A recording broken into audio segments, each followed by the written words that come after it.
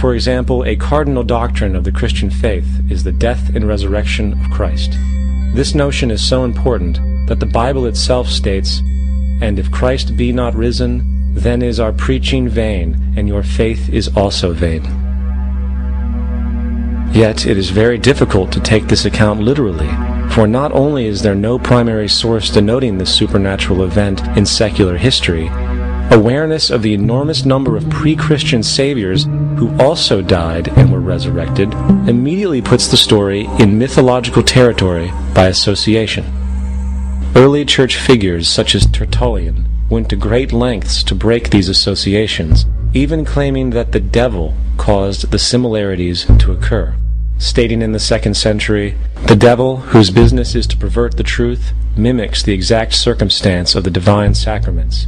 He baptizes his believers and promises forgiveness of sins. He celebrates the oblation of bread and brings in the symbol of the resurrection." Let us therefore acknowledge the craftiness of the devil, who copied certain things of those that be divine.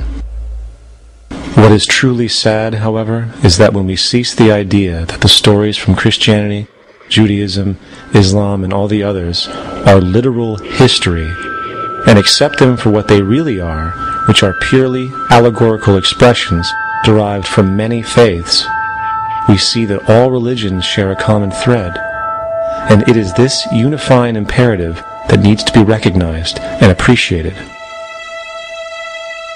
Religious belief has caused more fragmentation and conflict than any other ideology. Christianity alone has 34,000 different subgroups. The Bible is subject to interpretation. When you read it, you say, "I think Jesus meant this. I think Job meant that. Oh no, he meant this." So you have the Lutheran, the Seventh-day Adventist, the Catholic, and a church divided is no church at all. And a church divided is no church at all.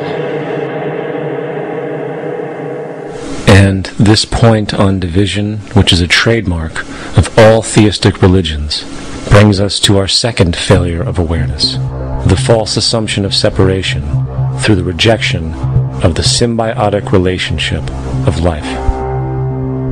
Apart from the understanding that all natural systems are emergent, where all notions of reality will be constantly developed, altered, and even eradicated, we must also understand that all systems are, in fact, invented fragments, merely for the sake of conversation. For there is no such thing as independence in nature. The whole of nature is a unified system of interdependent variables, each a cause and a reaction, existing only as a concentrated whole. You don't see the plug connected to the environment, so it looks like we're free, wandering around. Take the oxygen away, we all die immediately. Take plant life away, we die. And without the sun, all the plants die. So we are connected. We really must take into account the totality. This isn't just a human experience on this planet. This is a total experience. And we know we can't survive without plants and animals. We know we can't survive without the 4 elements, And so when are we going to really start taking that into account? That's what it is to be successful. Success depends on how well we relate to everything around us. I'm very aware of the fact that my grandson cannot possibly hope to inherit a sustainable, peaceful, stable, socially just world unless every child today growing up in Ethiopia, in Indonesia, in Bolivia, in Palestine, in Israel also has that same expectation. You got to take care of the whole community or you're going to have serious problems. And now we have to see that the whole world is the community and we must all take care of each other that way.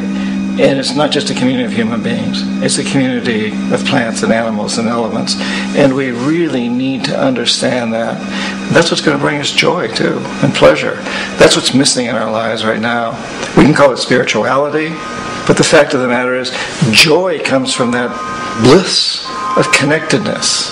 That's our God spirit. That's that side of ourselves that really feels it. And you can feel it deep inside you. It's this amazing, wonderful feeling. And you know it when you get it. You don't get it from money. You get it from connection. Now, if that isn't a hazard to this country, how we going to keep building nuclear weapons? You know what I mean?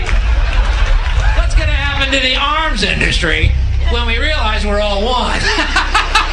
It's going to fuck up the economy. The economy that's fake anyway. The economy that's fake anyway. The economy that's fake anyway. The economy that's fake anyway. The economy that's fake anyway. Which would be a real bummer. You can see why the government's cracking down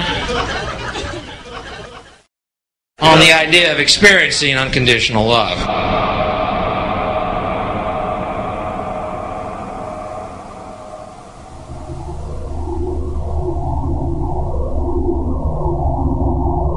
Once we understand that the integrity of our personal existences are completely dependent on the integrity of everything else in our world, we have truly understood the meaning of unconditional love.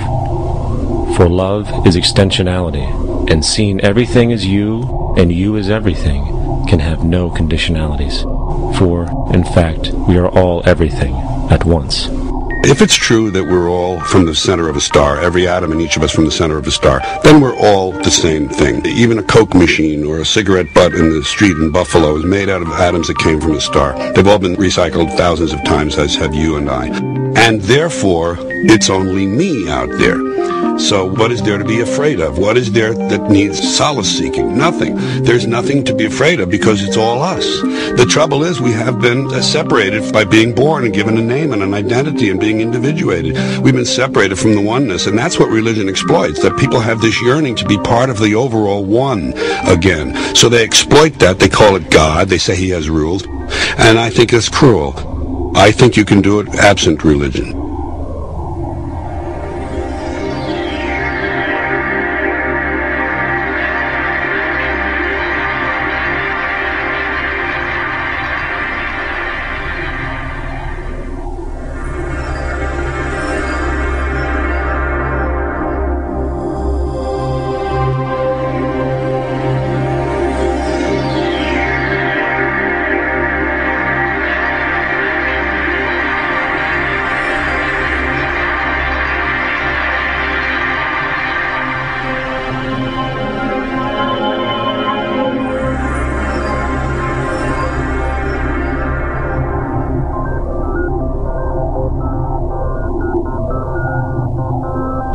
It's time to claim the unity our outmoded social systems have broken apart, and work together to create a sustainable global society where everyone is taken care of and everyone is truly free. Your personal beliefs, whatever they may be, are meaningless when it comes to the necessities of life. Every human being is born naked, needing warmth, food, water, shelter. Everything else is auxiliary. Therefore, the most important issue at hand is the intelligent management of the Earth's resources. This can never be accomplished in a monetary system, for the pursuit of profit is the pursuit of self-interest, and therefore imbalance is inherent. Simultaneously, politicians are useless, for our true problems in life are technical, not political. Furthermore, ideologies that separate humanity, such as religion, need strong reflection in the community in regard to its value, purpose, and social relevancy. Hopefully, through time, religion will lose its materialism and basis in superstition and move into the useful field of philosophy. The fact is, society today is backwards, with politicians constantly talking about protection and security rather than creation, unity, and progress. The U.S. alone now spends about $500 billion annually on defense. That is enough to send every high school senior in America to a four-year college. In the 1940s, the Manhattan Project produced the first true weapon of mass destruction. This program employed 130,000 people at an extreme financial cost. Imagine what our life would be like today if that group of scientists, instead of working on a way of killing people, worked on a way to create a self-sustaining, abundant world.